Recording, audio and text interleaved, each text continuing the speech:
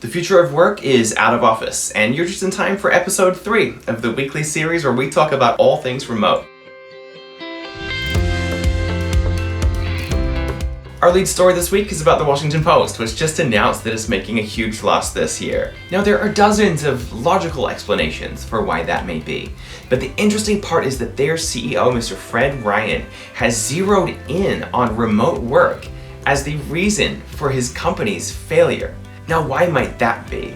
When you actually take a look at the measurements that he was using to come to this conclusion, apparently what he's doing is literally like writing down, recording who's in the office, particularly on a Friday, where we know that less than 30% of the workforce has been in the office on Fridays in 2022.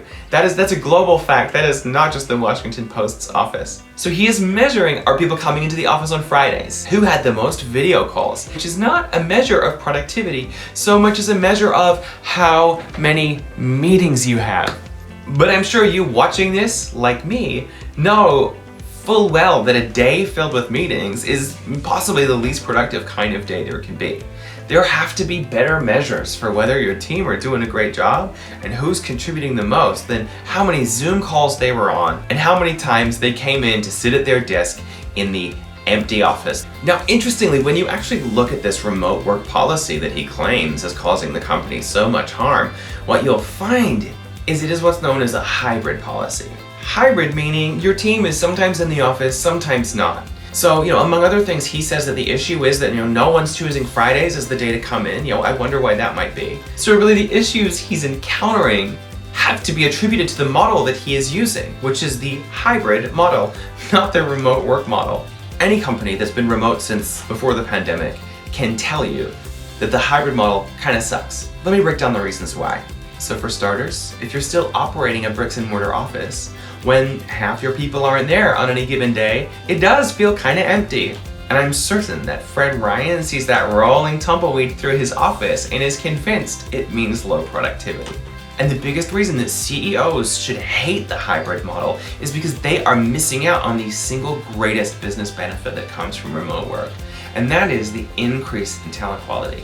If you are limiting every single job search based off of who lives close enough to commute to your office, even just 3 days a week, you've expanded your hiring radius by, maybe half an hour. Versus companies that embrace a truly remote model. They are able to hire the best person in the world, not the best person who lives near the office. And by hiring people in different time zones, they can also remain productive around the clock.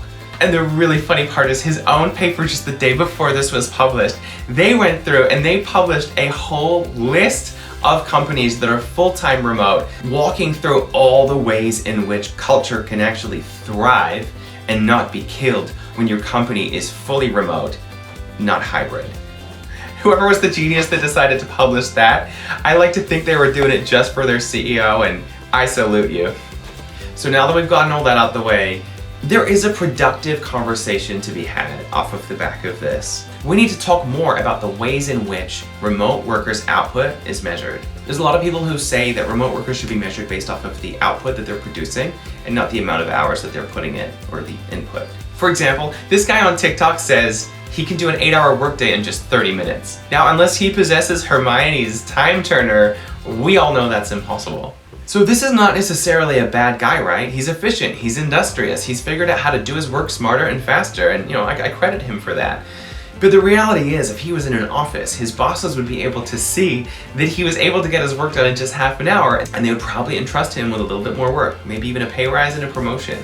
Where this guy's going wrong is he's just not being honest about the amount of time that his work is taking now and the fact that his capacity has freed up as a result. So whether or not that guy is in the right is a question for ethics professors and not for me.